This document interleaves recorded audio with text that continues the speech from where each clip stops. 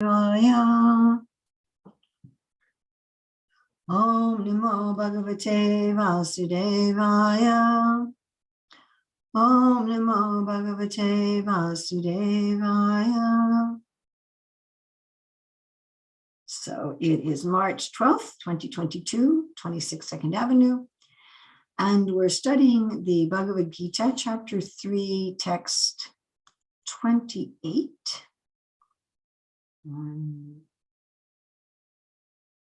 Can you allow me to share my screen, please? Yes, now allowed. All right.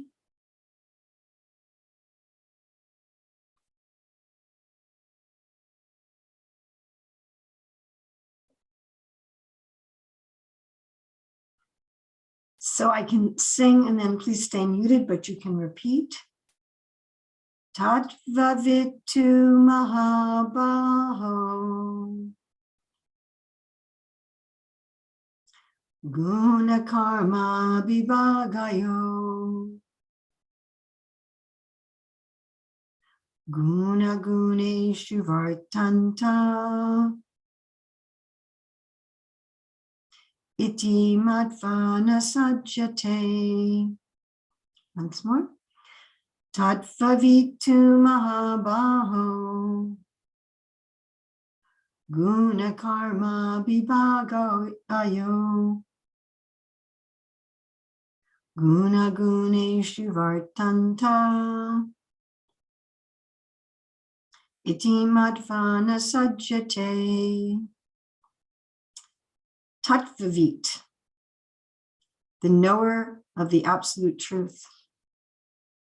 2, but. Mahabaho, almighty armed one.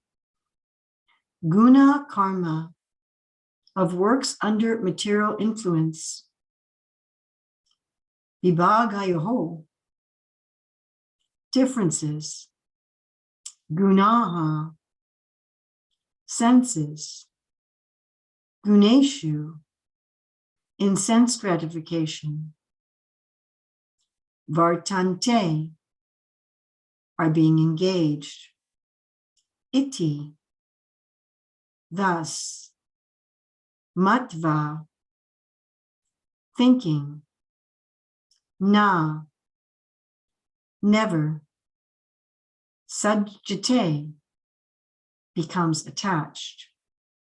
Srila Prabhupada's translation. One who is in knowledge of the absolute truth, almighty armed, does not engage himself in the senses and sense gratification, knowing well the differences between work in devotion and work for fruitive results. Srila Prabhupada's purport. The knower of the absolute truth is convinced of his awkward position in material association. He knows that he is part and parcel of the Supreme Personality of Godhead, Krishna, and that his position should not be in the material creation. He knows his real identity as part and parcel of the Supreme, who is eternal bliss and knowledge, and he realizes that somehow or other he is entrapped in the material conception of life. In his pure state of existence, he is meant to dovetail his activities in devotional service to the Supreme Personality of Godhead, Krishna. He therefore engages himself in the activities of Krishna consciousness and becomes naturally unattached to the activities of the material senses, which are all circumstantial and temporary. He knows that his material condition of life is under the supreme control of the Lord. Consequently, he is not disturbed by all kinds of material reactions, which he considers to be the mercy of the Lord. According to Srimad Bhagavatam, one who knows the absolute truth in 3 different features, namely Brahman, Paramatma, and the Supreme Personality of Godhead, is called Tattvavit, for he knows also his own factual position in relationship with the Supreme. Tattvavit tu mahabaho guna karma vibhagayo guna guneshu vartanta iti matvana sajjate. One who is in knowledge of the absolute truth, almighty armed, does not engage himself in the senses and sense gratification, knowing well the differences between work in devotion and work for fruitive results. So this verse is very much talking about what is matter and what is spirit, what is entangling and what is liberating. Later in the Bhagavad-gita, Krishna says that somebody whose consciousness is in sattva, sat means that which is true, that which is real, that which exists, knows what is binding and what is liberating, what is to be done and what is not to be done. So imagine if we could know that, right? If we think about all the decisions that we make in our lives, what to do, what not to do, what will be binding, what will be liberating, what will be a happy situation for us, what will be a difficult situation for us. If we could understand that, what a benediction that would be, to know what is binding, what is liberating, what is material, and what is spiritual. So we're going to look at what is spiritual and what is material, and then we're going to look at how to live. What is the ultimate way to live? So what is spiritual? Well, here, tattva vit. Tattva means truth. Vit means to know. One who is tattva vit, one who knows truth. And Srila Prabhupada in this purport is quoting from the beginning of the Srimad Bhagavatam, that one who knows the truth knows it at Brahman, Paramatma, and Bhagavan. So let's look at each of these. And then we'll also consider another way of understanding the supreme truth. So Brahman means the absolute truth as simply being. I remember when I first joined the Hare Krishna movement in the 70s, there was a very popular book, which I did not read, called Be Here Now. But that is very much what the Brahman is.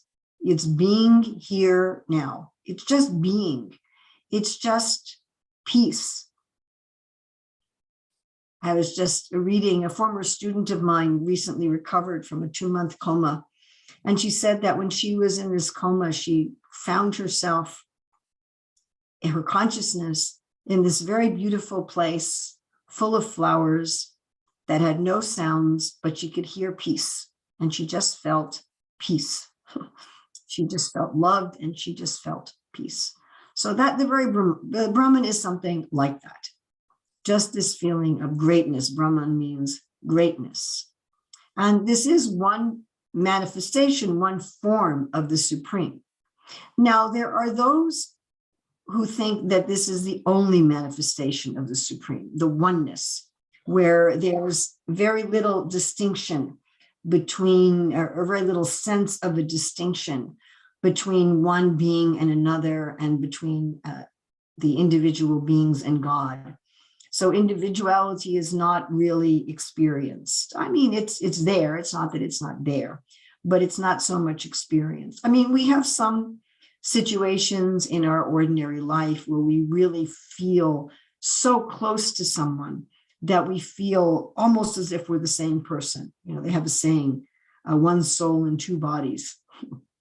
And so sometimes people feel this to some extent in our embodied life.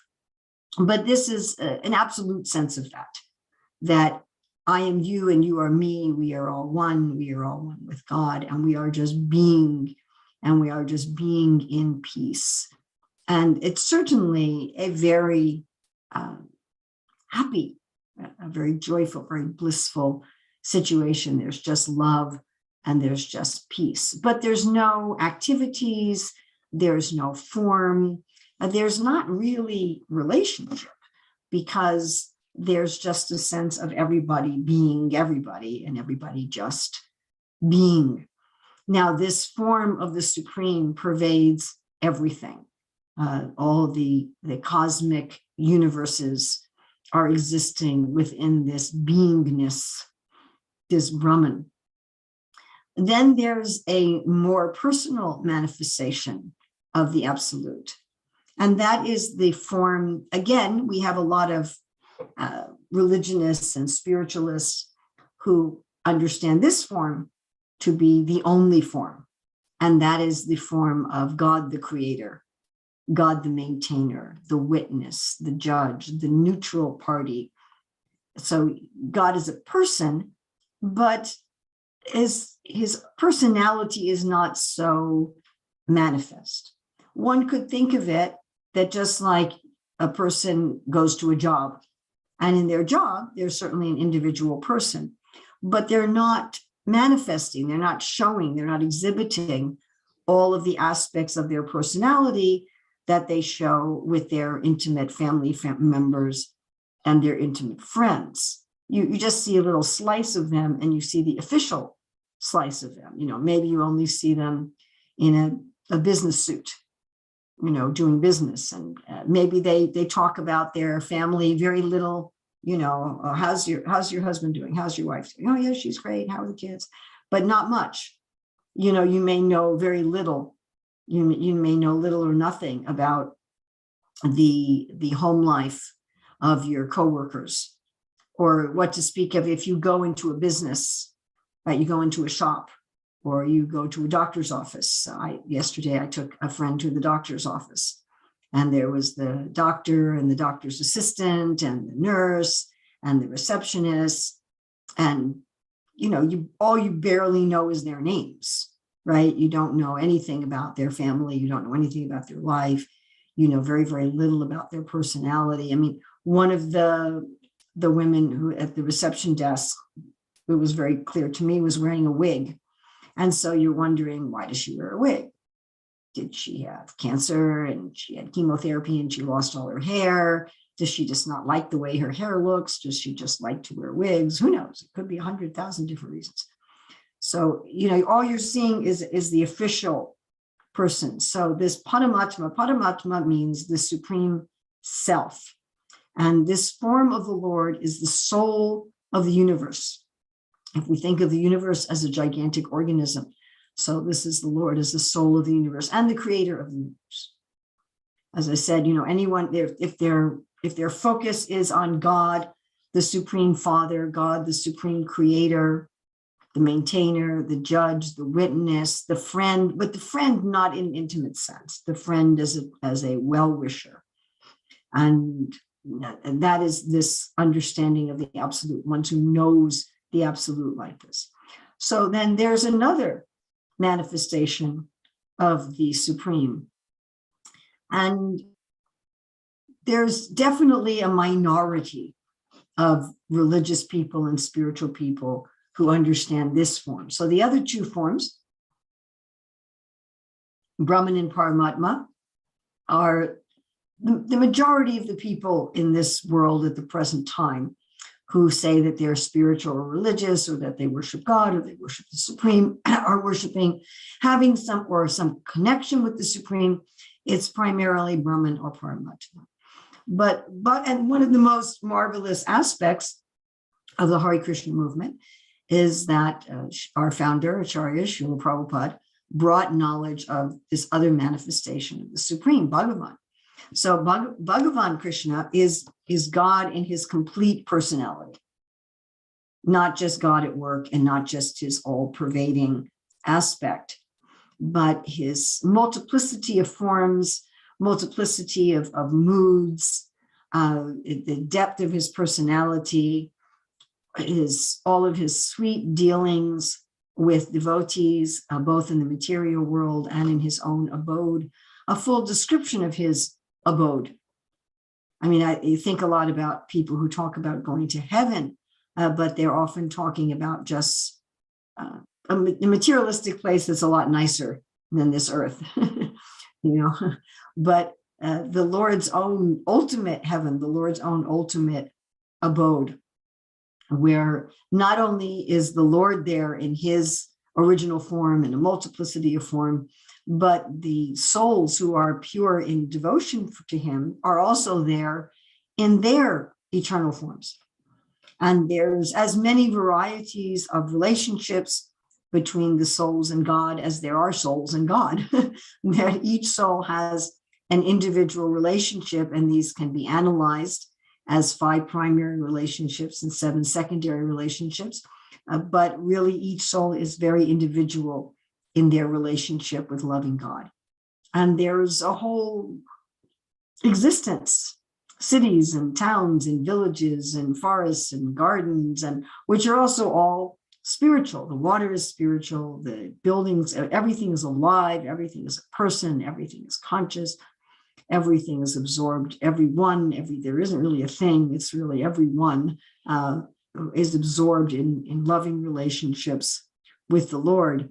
And whatever we experience in this world, every type of relationship, every type of activity, everything has some blissful, perfect parallel in that reality. That this, like Plato talked about being in a cave and just seeing shadows of what was outside. So in this world, all that we're experiencing are shadows or reflections or approximations, replicas of what exists there. Just like, you may buy for your children a toy tool set or a toy kitchen or, a toy car or something like that. And the toy kitchen doesn't really cook anything, and the toy tools don't really fix anything, and the toy car doesn't really go much of anywhere except in circles around the living room. But it's some like replica, it's some approximation. So the variety that exists as Bhagavan is unlimited variety, unlimited, always expanding. So this is the three ways that one can understand God, and they're all God. They're all God, and they're all not different from each other. And yet they are different from each other. They're different and not different, absolutely simultaneously. Now, Prabhupada mentions these three, and these are the three that Srila Prabhupada generally mentions. There is another way of understanding the absolute truth, which is given in the Bhagavad-gita, especially in the 11th chapter, but is also described in the 7th, 9th, 10th, and 15th chapter, and is described in the Srimad Bhagavatam, especially in the 2nd canto, the 8th canto, and the 12th canto. And this is a form of God that is manifest and unmanifest. So the Brahman, Paramatma, and Bhagavan, they exist eternally and they're changeless, whereas this other form, it's manifest and unmanifest, and it's constantly changing. And that is the universe itself. So we were saying Paramatma is the soul of the universe, but the Lord is not different from his body. When we say the Lord is a soul and a body, but he is his form. So although the Lord is the soul of the universe as Paramatma, the universe itself as his body is also him.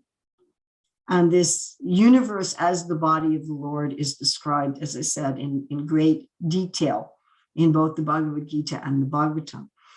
Now, nowadays, it's become quite common to refer to the ultimate spirituality as the universe. And people will say, well, I want to be in harmony with the universe. Well, the universe responds to your desires. And they speak of the universe as if it is an organic personality, which it is. So that is another way of seeing the Lord. Now, we don't advise seeing the universal form of the Lord as the ultimate form, because again, it comes and goes. When the universe is created, it's there. When the universe is unmanifested, it's not there. It's constantly changing. And it is not the source of the ultimate bliss that's found in increasing amounts in Brahman, Paramatma, and Bhagavan. At the same time, seeing the universe as both Brahman, Paramatma, Bhagavan, and as the universe, seeing the ultimate truth in all of these ways is extremely helpful when we are going to consider how to live, which we will talk about also today. So another way we can understand the spiritual is not looking at God, but looking at ourselves, who are a little part of God, as Krishna says in the 15th chapter of the Bhagavad-gita, Mama Evamso Jiva Loke Jiva Bhuta Sanatana, that we are all a part of God. We are a fragment, but we are an eternal fragment. It's not like, you have a piece of paper and you're going to tear off a piece of your piece of paper. This is perforated, I think so. You tear off a piece of paper and then it's in little pieces, and then you don't have the whole paper anymore. So it's not like that. It's not like we're part of God, like God got fragmented into little parts and then he's kind of everywhere and he doesn't exist as a whole anymore. It's not exactly like that. We are each complete as parts, but we are still parts. And it's hard to kind of think of a material analogy, maybe a hologram, or maybe the concept of having children, where the children are parts of the parent and yet they're complete. And you don't lose a finger every time you have a baby. It's not like part of you becomes the child and then that part of you is gone. Those are poor analogies, but they give some concept of something being a part of something else and yet being a separate individual and always being a separate individual. Now, in our case, we are eternally, Jiva Bhuta Sanatana, we are eternally a part of the Lord. We are not at any time created. This body is created at some point in the womb of our mother, but we are not created.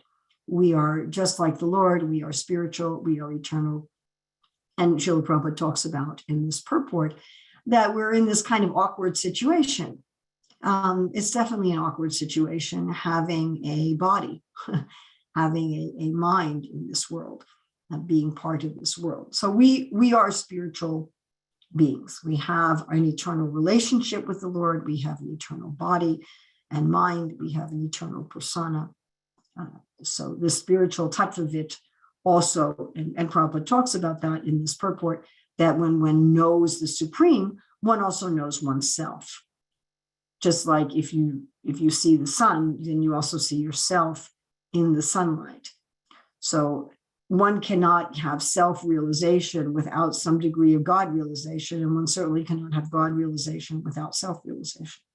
So, because when I realize God, I realize myself as a part of God. And if I realize myself as a soul, then I also realize that I am a part of God. So that is what we mean by spiritual. Now, there's some other ways to define spiritual, and I think they're very relevant when we're going to talk about how to live. Srila Prabhupada sometimes says that spiritual means that I am happy at others' happiness and I am distressed at others' distress, that I feel a oneness of interest, a commonality with others. It's compassion, but it's more than that. It's a sense of, again, your happiness is my happiness. I am happy for you. It's love. I mean, basically it is love, that we care about all other beings, we care about all life, and we find others fascinating and interesting, and we are concerned for the happiness of others. That is also a way of defining the spiritual, a selfless, unconditional love.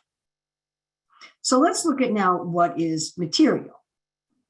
So it's very interesting how the Bhagavatam defines material.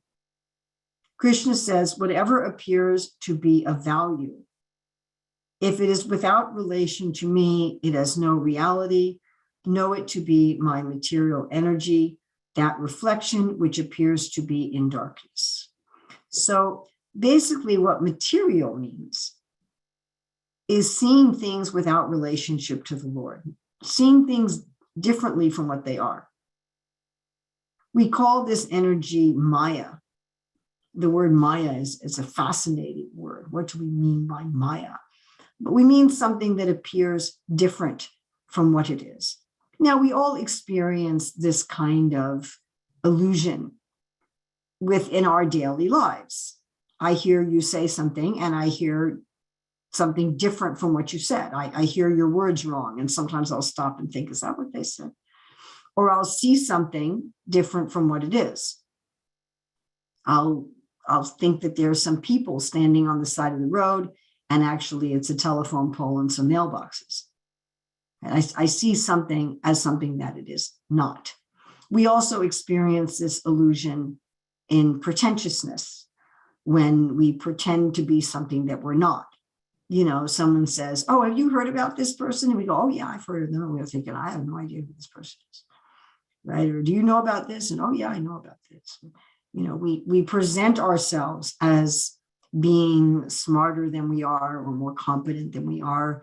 There's billions and billions and billions of dollars being spent on people trying to look differently than they are.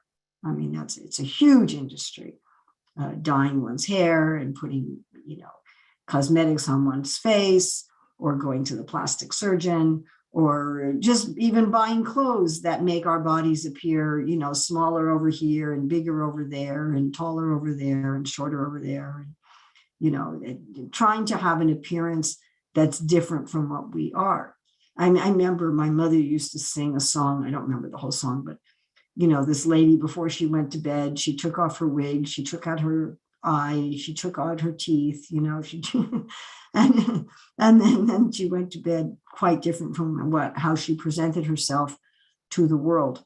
So we're all experiencing this kind of Maya on a regular basis. And almost all of us do this in some way or another, that the presentation we make to others and what is the reality is quite different, right? How are you doing? Oh, I'm fine. And inside we're going, I'm not fine at all. My life is falling apart, and this is, it's quite common. I mean, I recently was dealing with someone who had been injured, and I asked this person, how are you feeling? If you don't move the injured part, how does it feel? And they said, oh, it feels fine. And then I went with this person to the doctor, and the doctor said, how does it feel when you don't move it? And the person said, oh, a 5 out of 10. And I'm like, my God, 5 out of 10. And I'm like, okay, the person was trying to tell me that they weren't in distress when actually they were in distress. So it's just extremely common. People pretending to have more money than they have, buying fake things. And so Maya is like that. Maya is, a really good example in education.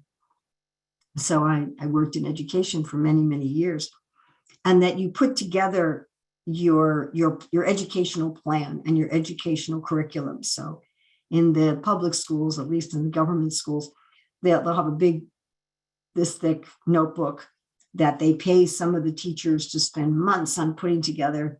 What is the curriculum that we're teaching? What is the plan, etc. And it's, they have print like 12 copies with all color and fancy and stuff. And everybody on the school board looks at it, and they, write an article in the local newspaper about it. And then they put it on the shelf, and they just go ahead and teach whatever they're going to teach.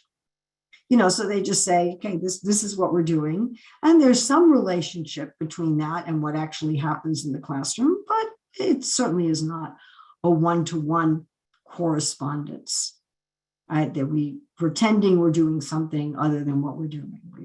We're saying we're going to be teaching it like this. And I remember this one school I worked at where they said we do inquiry science, which means that the children come up with the questions and the teachers work at answering them, and the children do a lot of experiments that they design themselves. And I was very impressed. I thought, wow, they do inquiry science. Oh, wow. But that wasn't what they did at all. What they did was buy some pre-made experiment kits, and the teacher would do the experiments, and the kids would just watch, and the kids certainly didn't make up their own questions. But that wasn't obvious right away. It took a couple of weeks for me to see, what they say they're doing and what they're actually doing, there's something different. And such is true at every level, in government, in business, and in the arts. There's a lot of Maya literally means that which is not. So the ultimate illusion, the ultimate pretension,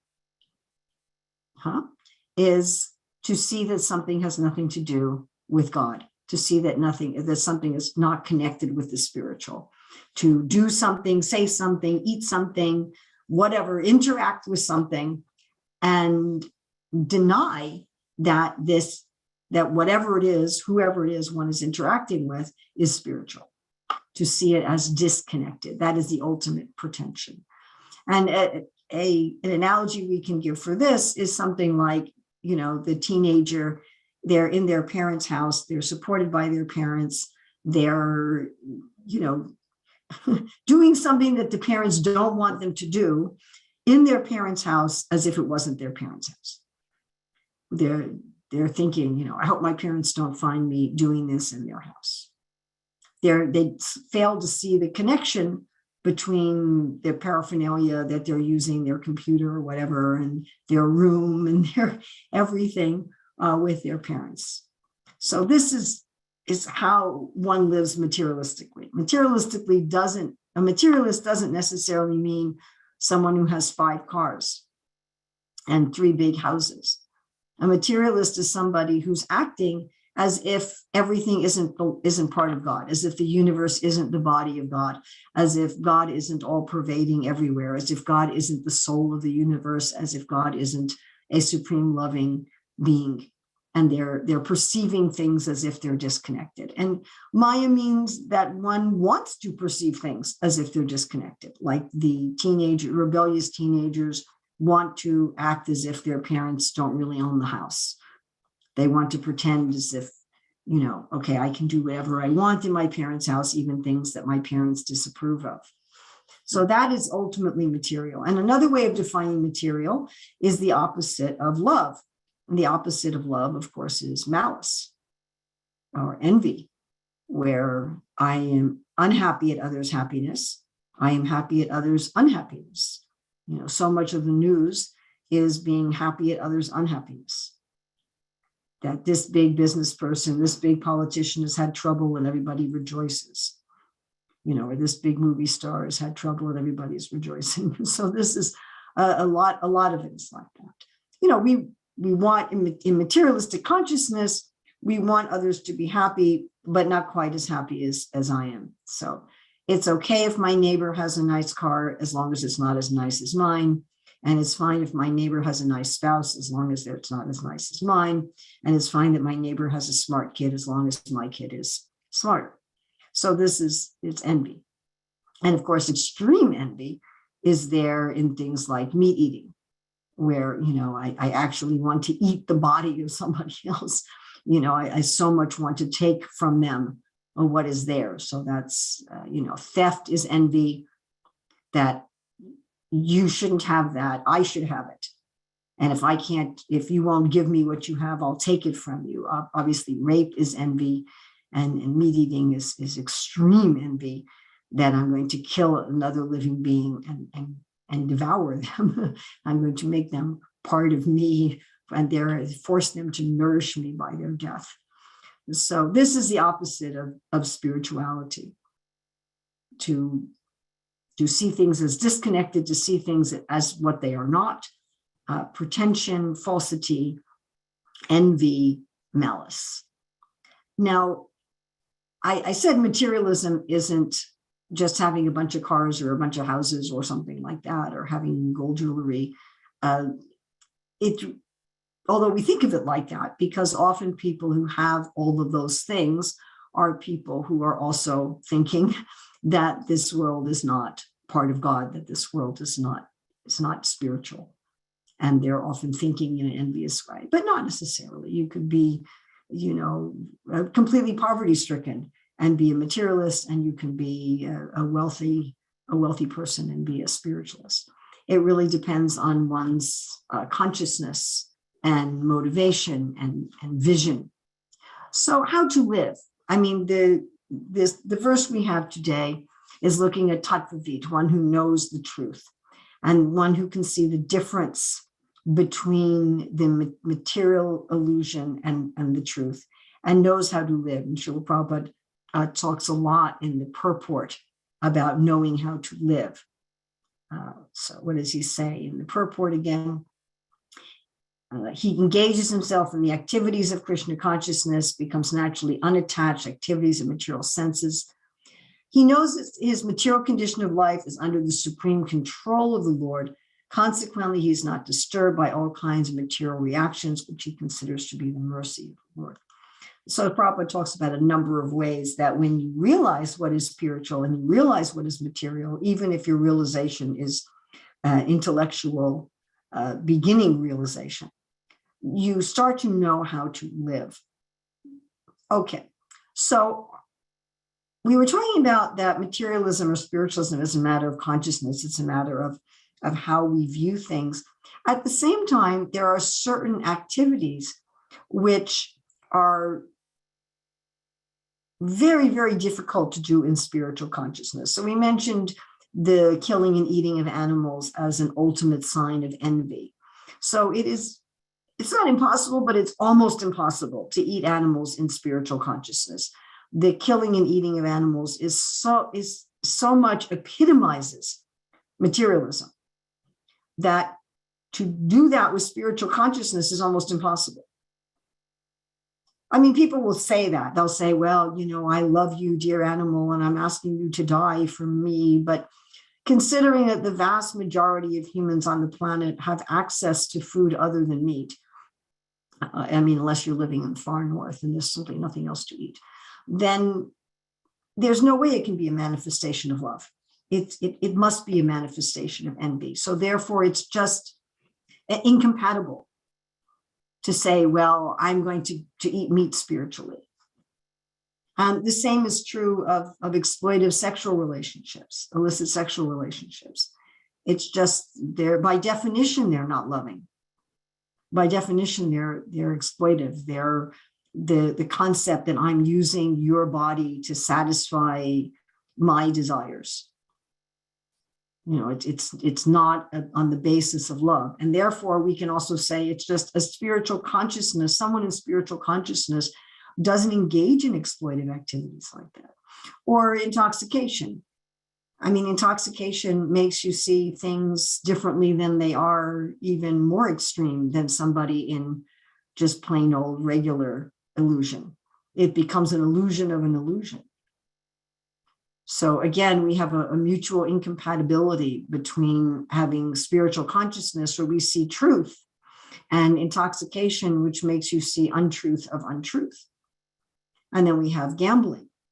So the whole concept of gambling is that I try to get money without an honest exchange of goods or services. Basically, I'm hoping you lose so that I can win. And again, we see the exploitiveness behind that.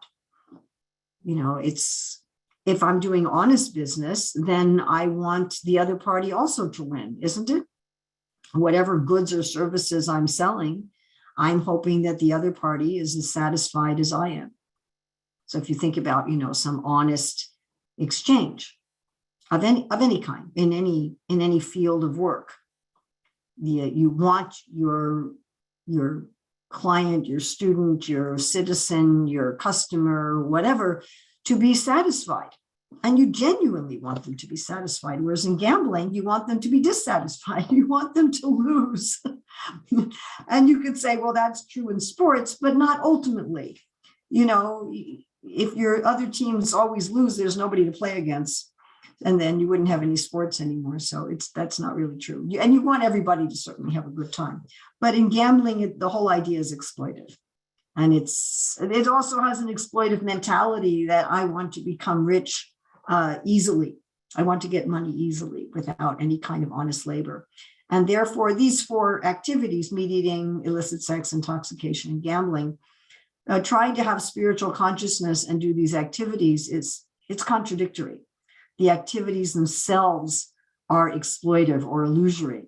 And therefore, I mean, it's not that the animal's body is illusion. It's part of the Lord's body. It's not that sex is illusion. It's how the Lord has arranged for reproduction and expressions of love between people. It's not that the things that people use for intoxicants are illusory, potatoes that they make vodka out of or whatever. And it's not that having exchanges of goods and money is illusory, but doing it in those ways pushes us into an illusory consciousness, pushes us into an exploitive consciousness. And I'm sure there are other things as well, lying and cheating and kind of things that we think of as sins. They're really things that are so exploitive and are so illusory that they really hinder spiritual consciousness. Now, it's not that there's anything that's separate from the Lord, but there's certain ways of doing things, certain ways of acting that preclude our seeing the connection. However, living a materialistic life and living a spiritual life is not just about, well, I'm going to do these particular activities and not these particular activities. We have our spiritual activities, we have prayer, we have chanting, we have meditation, and so forth, worship, that are spiritual activities. But one could do those spiritual activities in materialistic consciousness. And we see this in all the religions of the world, including Gaudiya Vaishnavism, that you could worship the Lord just to impress your neighbors, or, just to have some kind of career as a minister. You could pray just to impress people, whatever. So it's entirely possible to do ostensibly spiritual activities in a materialistic way. So to lead a spiritual life, one should eschew those activities that are intrinsically exploitive.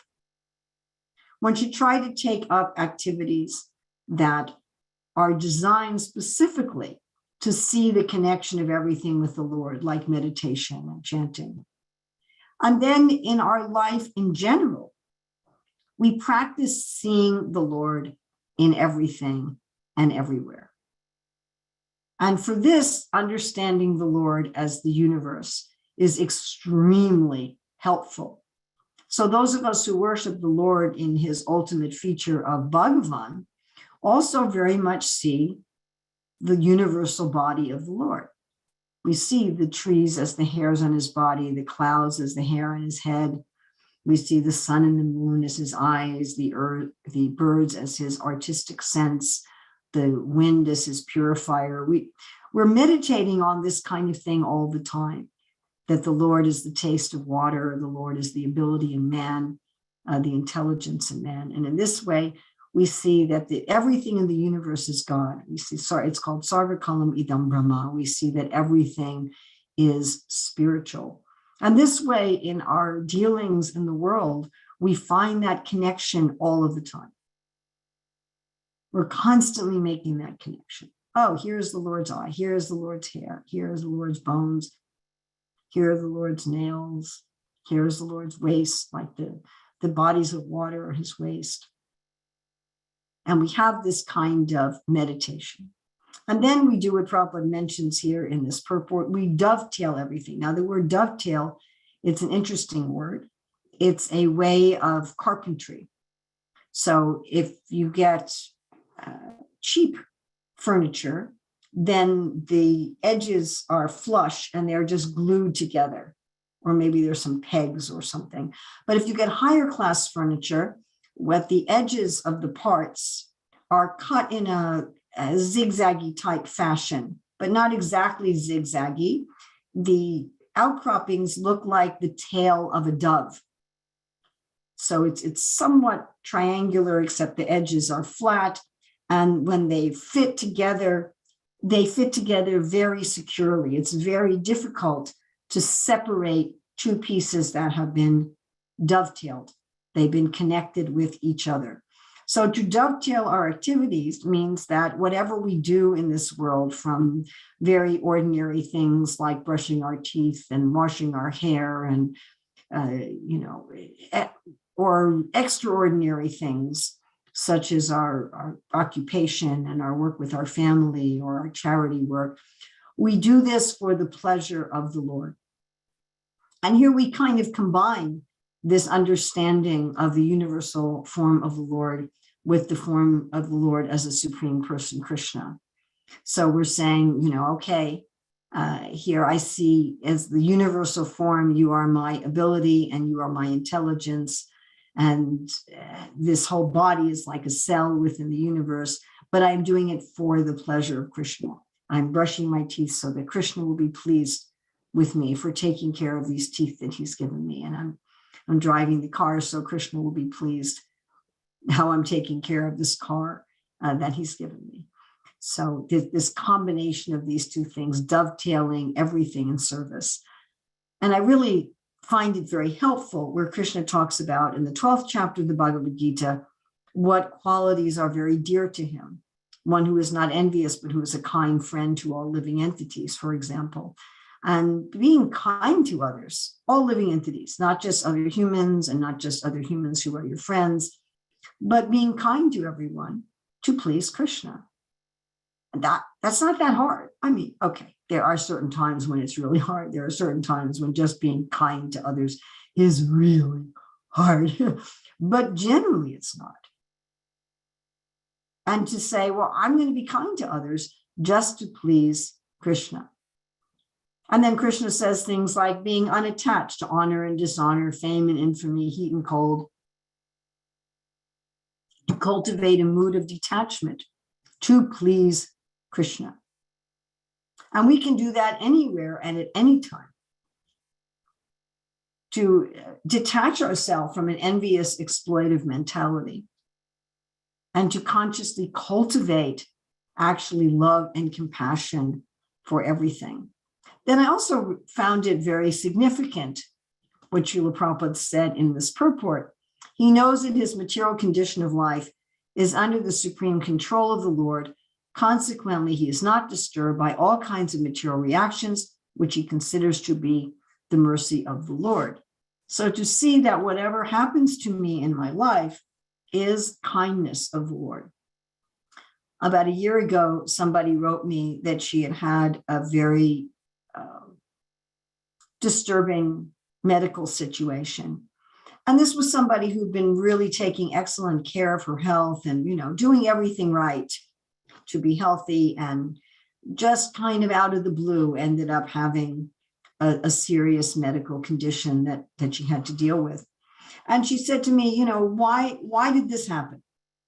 I don't understand. What is the purpose of it? And I said, well, I don't know exactly what the purpose and what the reason was for this specific thing in your life. I said, certainly someday you will know. I said, without any doubt, there'll be a time when you will know exactly and specifically why this thing happened to you at this time. I said, but the general reason for anything that happens to anyone is love. That anything that happens to us is loving, even if it appears to be something difficult, even if it appears to be something very, very painful. The mood behind everything is love. And that's even true for somebody who's working in the laws of karma and is getting the reactions of their karma. Even those laws are designed with a mood of love and designed with a mood of care. And therefore, why should one be disturbed? I mean, we are on this earth planet, as humans on this earth planet, we are not anywhere near the most advanced beings in the universe. In fact, the Bhagavatam tells us that there are 14 levels of planets within the universe, and that we are at the bottom of the middle level. We're kind of like just barely middle class, like we're lower middle class. We just made it over the railroad tracks into the nice part of town, kind of thing. And most of the intelligent living beings in the universe are much, much more intelligent and much, much more capable than we are. So we're not really able, when we have a birth as a human being, we're not really able to understand the wherewithal and the why and how everything works in the universe. We're sort of kind of in the universe like little children.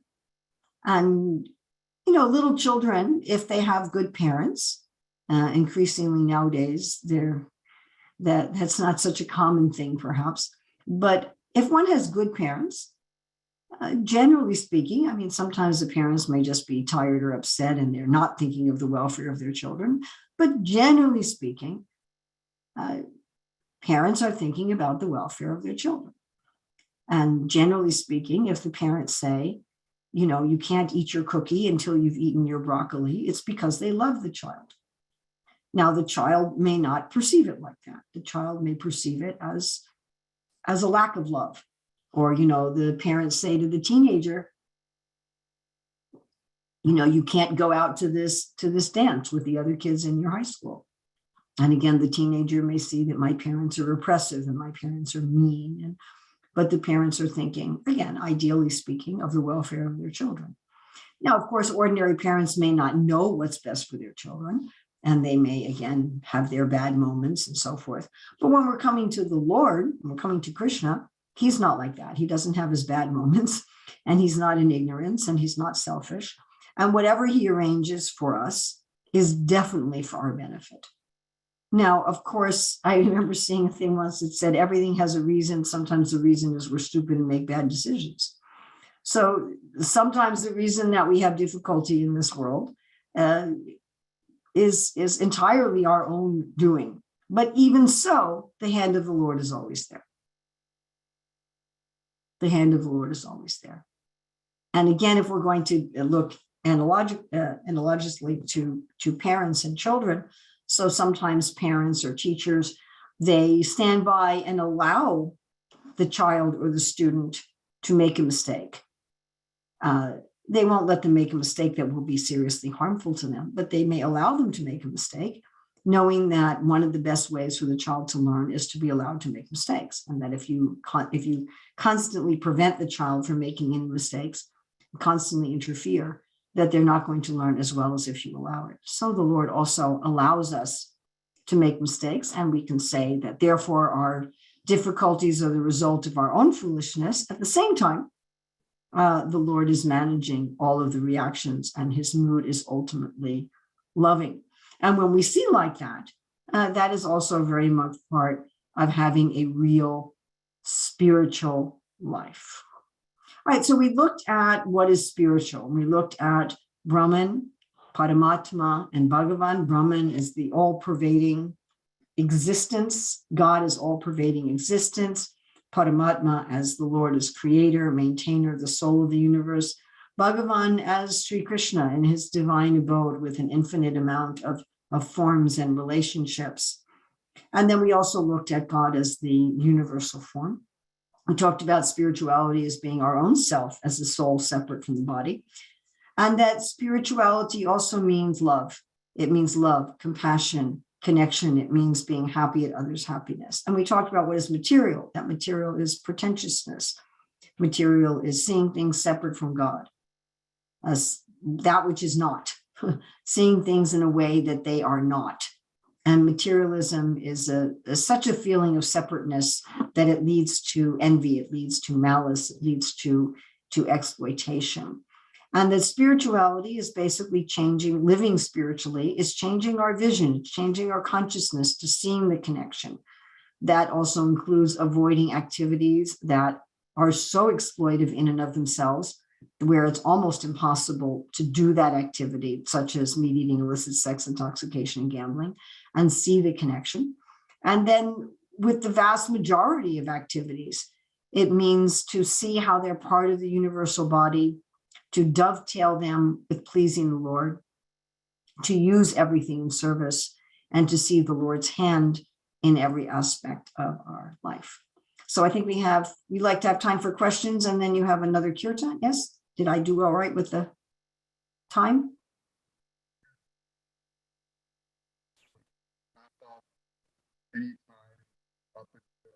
Atma Nivedana Prabhu, we can't hear you. Can you hear me now? Sort of. Oh. Volume should be up. Yeah, now it's good. Okay, good. Yeah, so we finish anytime between now and 7, so you're fine. You can take questions and answers, and then yeah, we usually finish with short kirtan. Thank you. Hare Krishna. Okay, so do we have any questions?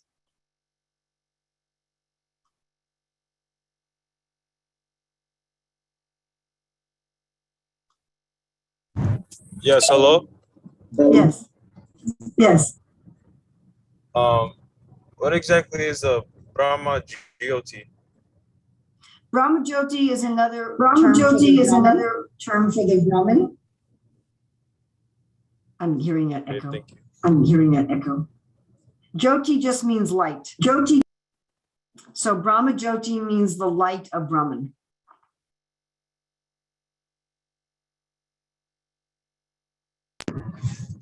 Thank you, Hare Krishna. Hare Krishna. Hare Krishna. Can you hear me now? Yes. Oh, good.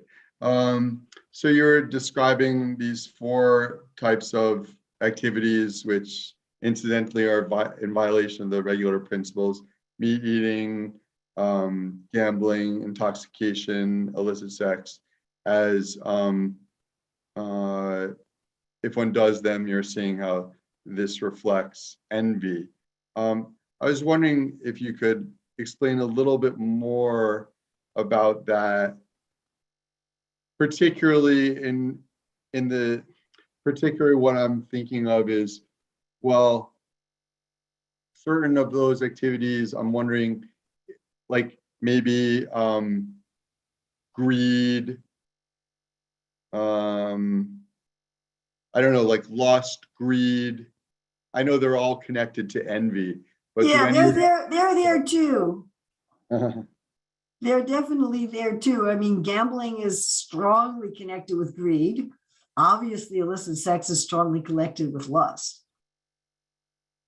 And I mean, it's just a statistical fact that a large number of crimes are committed when a person is intoxicated with various things, which means intoxication increases anger. I mean, some intoxication just makes people very dull, but it still tends to make people not very aware of other people's needs. I mean, it's just common knowledge that people who take intoxication, or we can say that a large number of crimes are committed under the influence of some sort of intoxicant, whether it's, alcohol or cocaine or stuff like that. And obviously there's very mild intoxicants like caffeine or nicotine that are not likely to induce you to go rob a jewelry store. But they still distort one's dealings with others. They distort reality. I mean, that's why people take them, because they want to distort reality. If they didn't want to distort reality, they wouldn't take them. So what's the connection between, say, intoxication done because greed is overwhelming the consciousness, or illicit sex being engaged in because lust is overwhelming the consciousness, for example, and the envy? And I mean, I get the connection, but I'm interested in hearing more from you about how so. Okay, well, envy is basically the concept that I should have better stuff and a better life and just be better than others. And if somebody else is as good as I am or better than I am, I don't like it. That's like kind of the basic essence of the thing. I might be fine if you're happy, as long as you're not as happy as I am. I need to be better. And envy also involves that if I'm not, I might want you to lose what you have, or I might want to take it away from you. It's, I don't want you to have something, or I want to take it from you. I consider that what you have belongs to me. It's the opposite of love, where I share your happiness. And if you supersede me in something, I'm genuinely happy for you. I feel that your happiness and your accomplishments and your wonderfulness are glorious. So in all of these, there's some degree of taking. I mean, we talked about how in meat eating, I'm actually taking the body of the animal and eating it. I see that as kind of the nth degree of envy. I'm taking your body from you.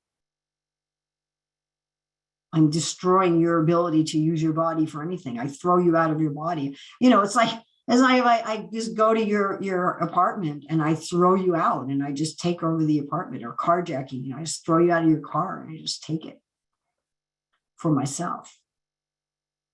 And gambling is like that. Of course, it's by agreement. The animal doesn't agree, but in gambling, you agree because you're trying to exploit me as much as I'm trying to exploit you.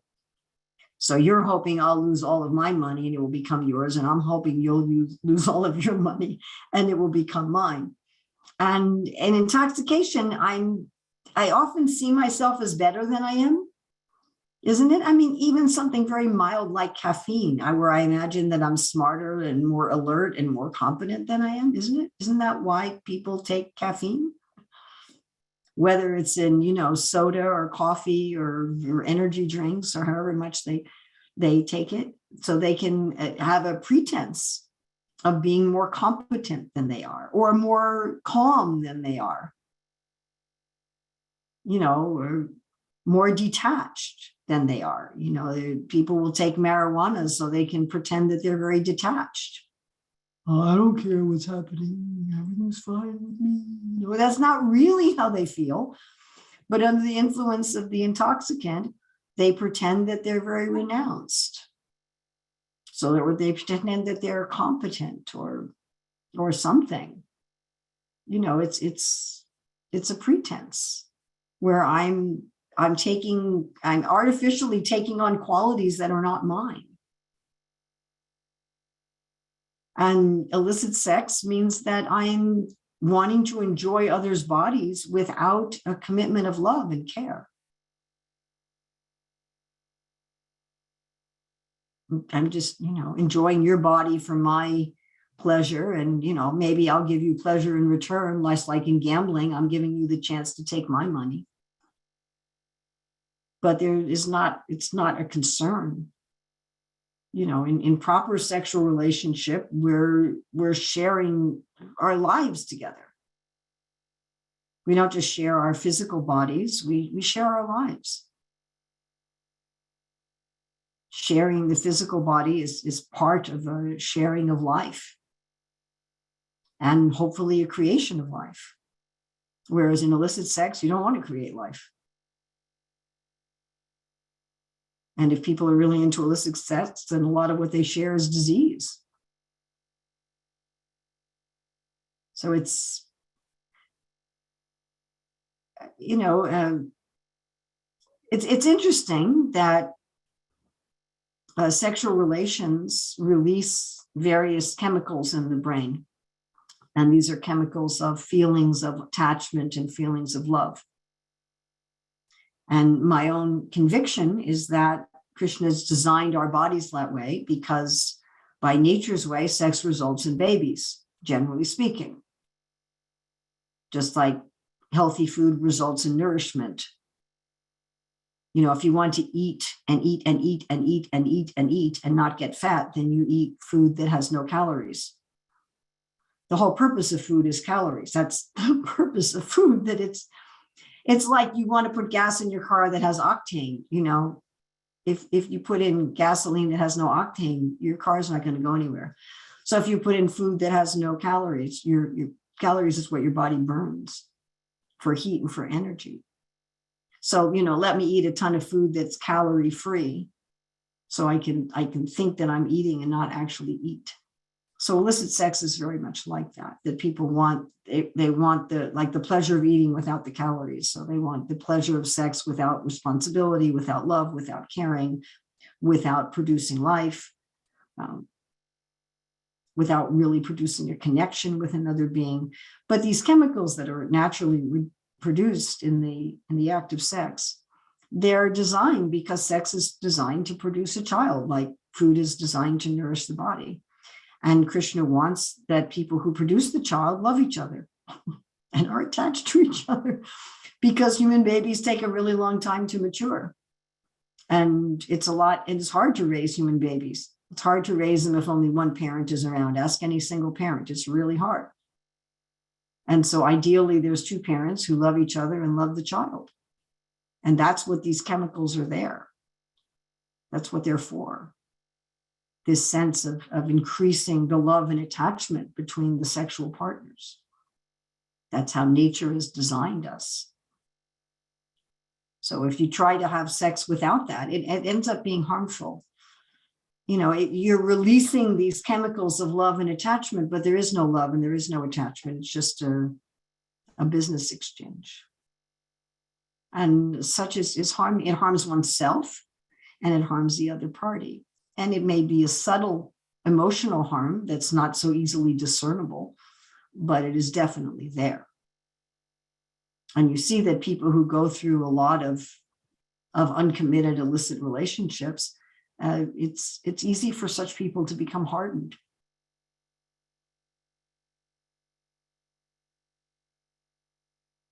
Plus there's havoc in society in general.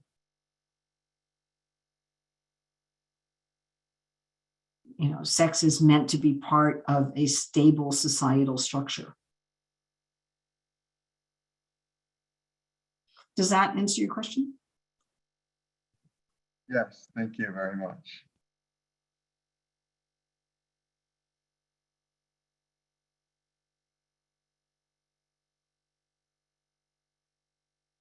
Any other questions?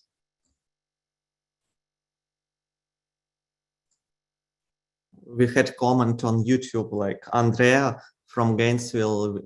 Most of people here know her. She left a comment on YouTube.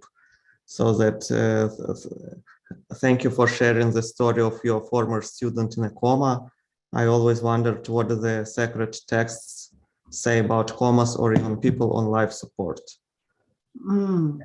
Well, Srila Prabhupada said that when a person is in a coma that leads to death, that the higher beings in the universe, the celestial beings in the universe, are debating where they should go. It isn't clear.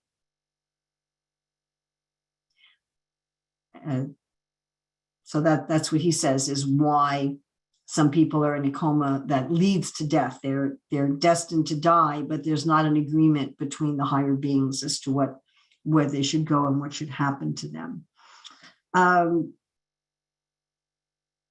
I don't know of any, as far as people who are in comas and then recover. I think you have that kind of question has probably as many answers as there are people as to why. And we know that when people recover from comas, they recover in all degrees of functionality.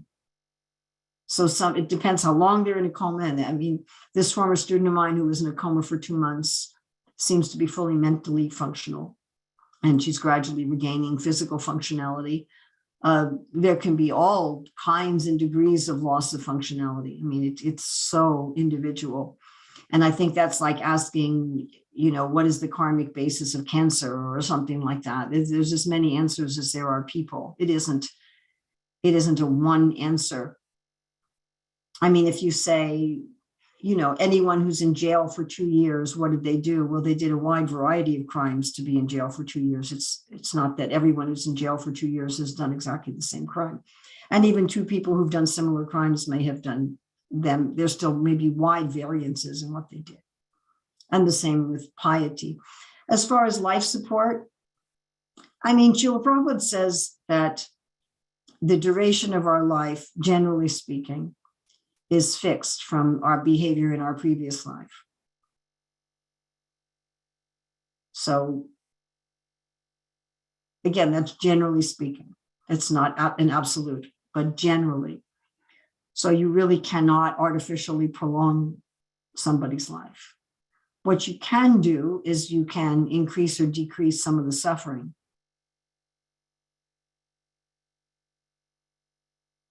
And as far as individuals, as to whether or not they want this or that medical procedure, that is such an individual thing.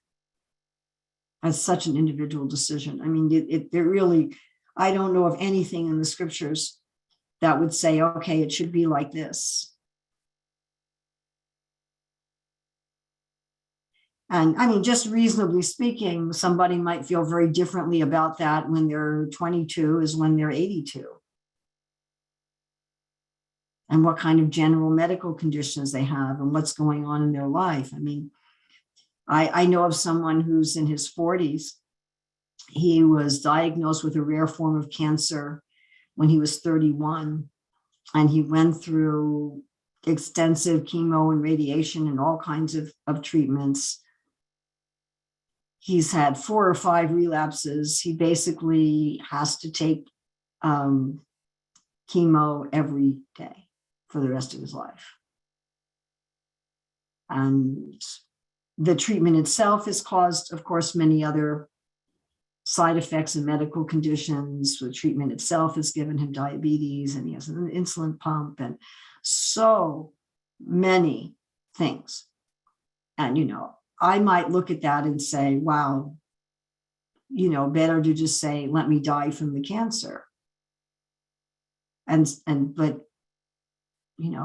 he was a fairly young man with a young wife and young children, and he felt he would rather take these medical things and continue on. So that's a really, what an individual decision. And I don't see that one person can say what should be done, or that that's necessarily a spiritual question. The question in terms of spirituality is, to what extent am I connecting everything with the Lord, whether I'm on life support or I'm not on life support? To what extent am I connecting my thoughts, my body, my consciousness, my emotions with the Lord, and seeing his hand in everything? And how that plays out in your life and in my life is going to be quite different. Do we have any other questions? And another comment Andrea left. It's like so helpful to understand the regulative principles from the space of spiritual mindset or basis of love. How activities are contradictory to try spiritual and love mindset. So. Oh, thank you. Thank you very much. So you want to have a little kirtan now? Maybe someone else can lead?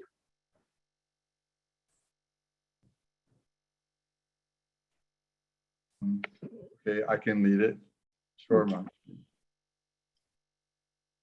Okay, so I'll chant. Everyone can be muted, but it's nice if you chant along in your respective locations despite being muted. Every other mantra. Namo Om Vishnupadaya Krishna Pestaya Bhutale Shrimate Bhaktivedanta Swami Iti Namine. Namo Om Vishnupadaya Krishna Pestaya Bhutale Shrimate Bhaktivedanta Swami Iti Namine.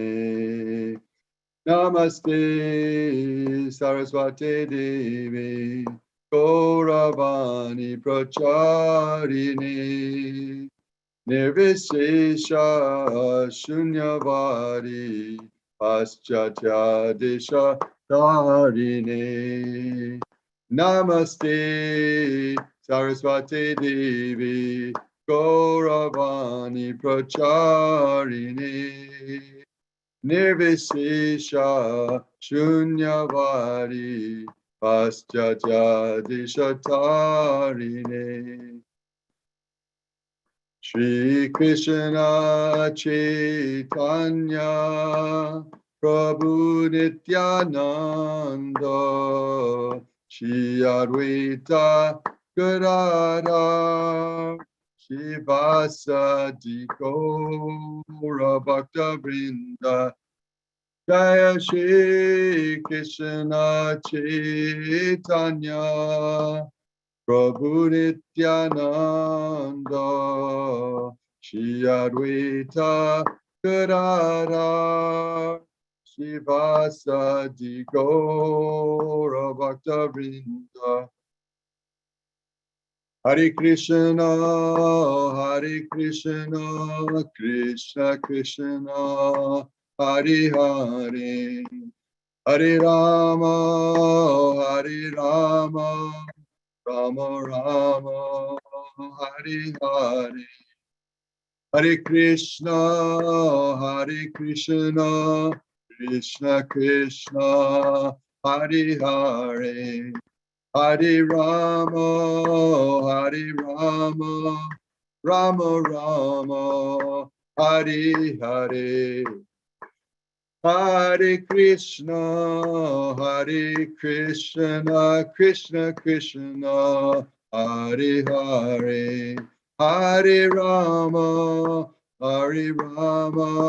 Rama Rama, Hare Hare. Hare Krishna,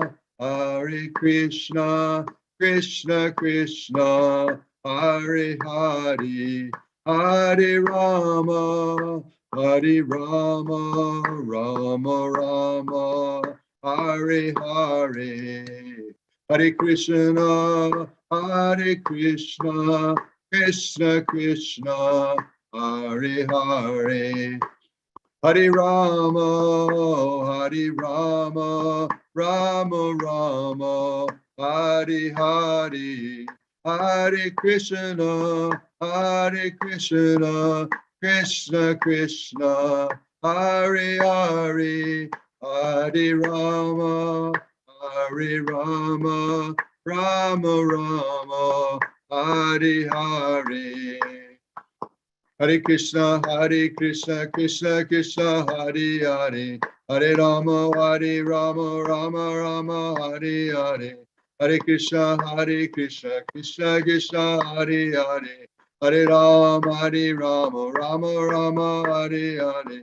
Hare Krishna, Krishna Krishna, Hare Hare. Hare Rama, Rama Rama, Hare Hare. Hare Krishna, Krishna Krishna, Hare Hare. Hare Rama, Rama Rama, Hare Hare. Hare Krishna, Krishna Krishna, Hare Hare. Hare Rama, Rama Rama, Hare Hare. Hare Krishna, Krishna Krishna, Hare Hare. Hare Rama, Rama Rama, Hare Hare. Hare Krishna, Krishna Krishna, Hare Hare. Hare Rama, Rama Rama, Hare Hare. Hare Krishna, Krishna Krishna, Hare Hare. Hare Rama, Rama Rama, Hare Hare. Hare Krishna, Krishna, Hare Hare. Hare Rama, Rama Rama, Hare Hare. Hare Krishna, Krishna Krishna, Hare Hare. Hare Rama, Rama Rama, Hare Hare. Hare Krishna, Krishna Krishna, Hare Hare. Hare Rama, Rama Rama, Hare Hare. Hare Krishna, Krishna Krishna, Hare Hare. Hare Rama, Rama Rama, Hare Hare. Jaya Prabhupada, Jaya Prabhupada, Jaya Prabhupada, Jaya Prabhupada, Jaya Prabhupada, Jaya Prabhupada, Jaya Prabhupada, Jaya Prabhupada. Jaya Prabhupada ki. Nitai Gaura Premanande, Hari Hari Bol. So if devotees like to unmute themselves, you could join me now in expressing appreciation for our special guest today, Urmila Mataji, who is very kind to share her wealth of experience, knowledge, and realization in Krishna consciousness, which is invaluable. So, Urmila Mataji ki jai. Jai. Hari Bol. Hare Bol.